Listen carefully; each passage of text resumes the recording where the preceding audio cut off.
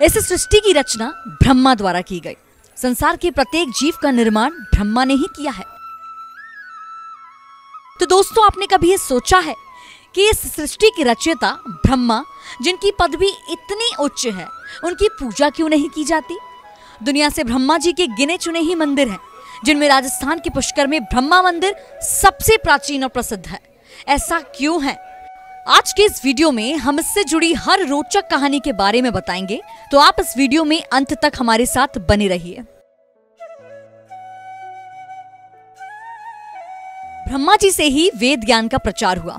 उनके 4 चेहरे, 4 भुजाएं और प्रत्येक भुजा में एक एक वेद है, लेकिन बहुत ही कम संप्रदाय है जो उनकी आराधना करते हैं। पुराणों के अनुसार संपूर्ण ब्रह्मांड परम ज्ञानी ब्रह्मा जी की है। कहते हैं कि ब्रह्मांड का नाम ब्रह्मा के नाम से ही अलंकृत है, लेकिन ब्रह्मा जी की पृथ्वी पर सिर्फ एक लौती मंदिर है। जी हाँ, वो पवित्र स्थान है तीर्थराज पुष्कर। राजस्थान की पहाड़ियों के बीच बसा पुष्कर प्राकृतिक सौंदर्य से भरा एक खूबसूरत शहर है। इस शहर में वैसे बहुत सारे मंदिर हैं, लेकिन पुष्कर में ब्रह्मा मंदिर इन सभी मंदिरों में सबसे खास है। इस मंदिर को सृष्टि रचयिता ब्रह्मा जी का घर भी माना जाता है। इसकी प्राकृतिक सुंदरता ऐसी है जो मन को मोह लेती है। यहाँ की कलाकृति और संस्कृति यहाँ के वातावरण से लिपटी हुई है।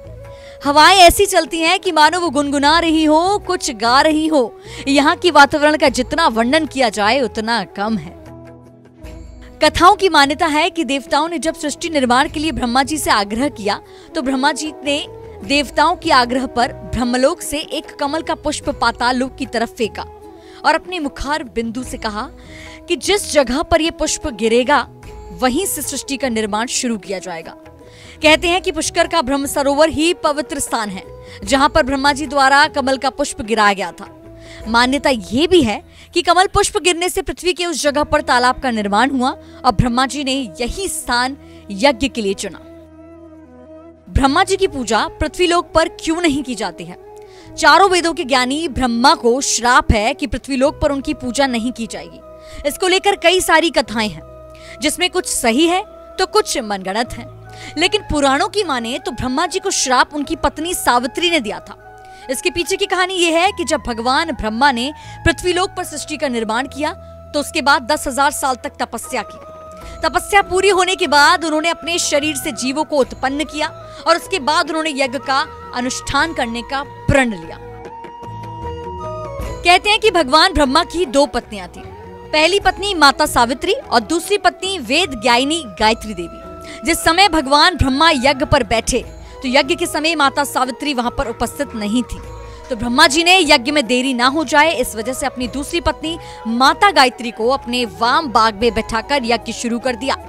जैसे ही यज्ञ शुरू होता है, उसके तुरंत बाद भगवान ब्रह्मा की दूसरी पत्नी माता सावित्री वहां आ जाती हैं और ब्रह्मा जी के वाम भाग में गायत्री माता को देखकर क्रोधित हो जाती हैं। क्रोधित होकर माता सावित्री भगवान ब्रह्मा से कहती है कि आपने ही सृष्टि का निर्माण किया है और आपने ही नियम बनाया है। एक पत्नी के ना होने पर यज्ञ शुरू कर दिया है। आपने अपने बनाए गए नियमों का उल्लंघन किया है। मैं इस उल्लंघन की वजह से आपको श्राप देती हूँ कि आपकी पृथ्वीलोक में पूजा नहीं की जाएगी।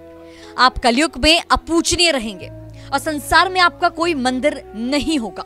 उसके बाद माता सावित्री वहां से चली जाती हैं और वही श्राप आज भी ब्रह्मा के साथ है। यही कारण है कि ब्रह्मा जी का पूरे पृथ्वी पर इकलौता मंदिर सिर्फ पुष्कर में स्थित है। पुष्कर का ये सुप्रसिद्ध मंदिर भारत में ही नहीं बल्कि विदेशों में भी प्रसिद्ध है। देश और विदेश के लोग यहाँ दर्शन करने आते हैं। ये भी कहा जाता है कि त्रेता में भगवान राम भी पुष्कर यात्रा पर आए थे और उन्होंने यहाँ पर अपने पुरखों के लिए पिंडदान किया था। कहते हैं कि ब्रह्म सरोवर का जल इतना पवित्र माना जाता है कि इसके छूने मात्र से ही पाप धुल जाते हैं। इस सरोवर में लाखों श्रद्धालु स्नान करने के लिए आते हैं और अपने शरीर और मन को पवित्र करते हैं। कहते हैं कि पुष्कर जैसा मंदिर कहीं दूसरी जगह नहीं है, क्योंकि पुष्कर ही एकमात्र ऐसा स्थान है जिसकी स्थापना स्वयं ब्रह्मा जी ने किया है। मन को पवित्र करने का सबसे अच्छा स्थान पुष्कर ही है। जब भी आपको समय मिले तो आप इस सरोवर में स्नान कर पुण्य प्राप्त कर सकते हैं।